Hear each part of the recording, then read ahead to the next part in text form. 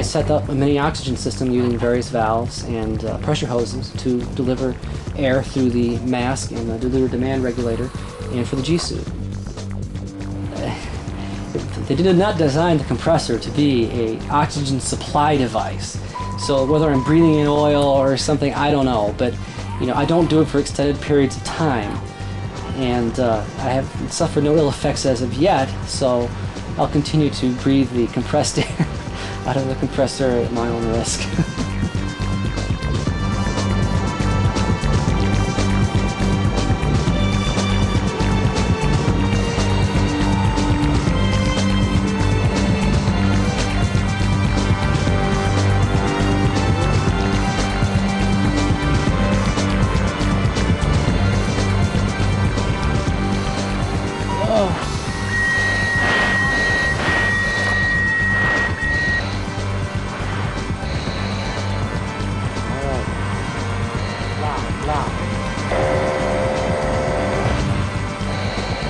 Here we go, into the trench. Oh, there we go.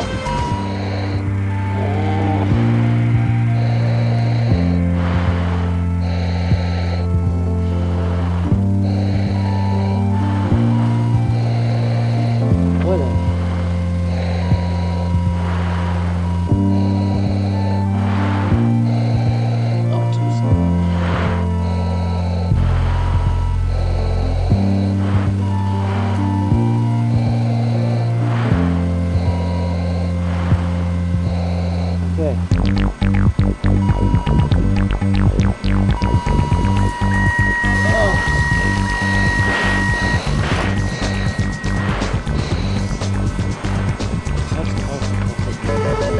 Oh, geez.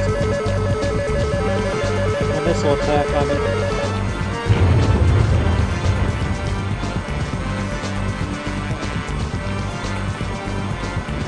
See a Mach 1 right now.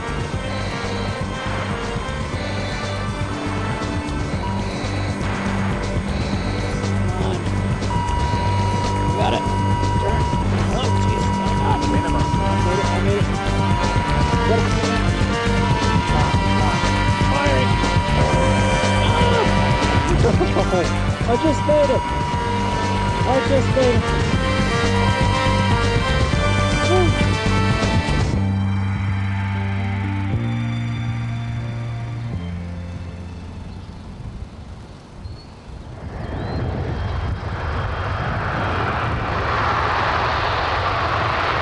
Military planes fly through different airspace to civilian traffic. As Matt flies a military simulator, he has the air to himself. But navigating civilian aircraft through the crowded skies is a complicated logistical exercise. Just as in the real world, sim pilots need help. So steering them away from fantasy danger is a network of virtual air traffic controllers. Matt Ford's flight simulator is a work in progress. With a modem connected, one vital component of a real flight experience can now be enjoyed. Okay. That should be roll. The internet is bringing sim builders together, but exchanging information and downloading software are not its only uses. Air traffic control has come online too. You have people that are acting as controllers at one end of the internet, and they're on a system that essentially mimics the real ATC structure in the United States and in the world, as a matter of fact. So you have the pilots, such as myself, who hop on, log on to this network, and then you have the controllers at the other end who will provide us air traffic control much the same way as you would in the real world.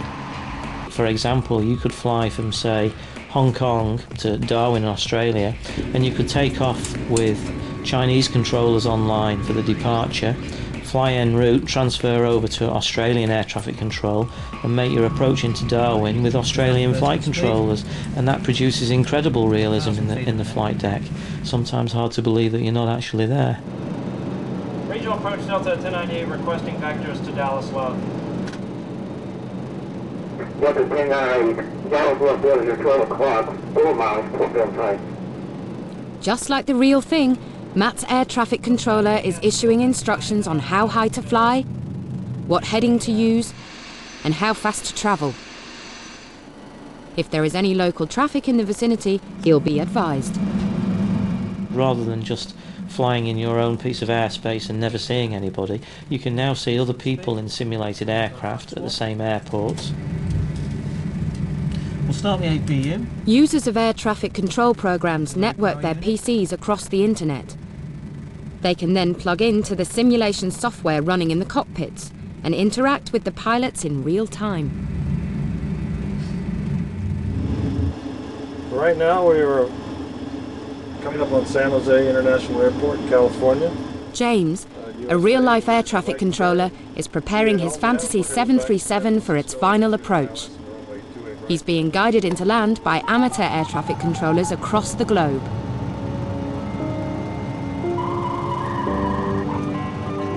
Maintain 5,000 feet, 140 knots. Back in Southport, Kevin is also preparing for descent, and the all-important crew announcement to his virtual passengers. We will also use seatbelt signs.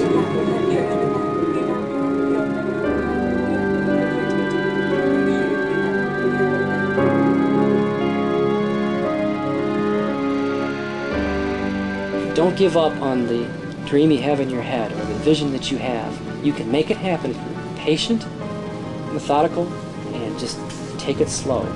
Build it from the ground up.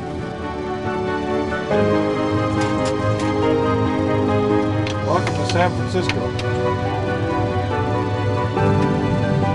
Radio altimeter. Anything is possible. I mean, eventually I want to get a motion platform and get it talking to that, which is possible. Anything is possible. I don't believe that there's any limit to how real a flight simulation experience can be if you put enough time and money into it. Even motion is possible if you have the space, the time, and the money. 20, 10.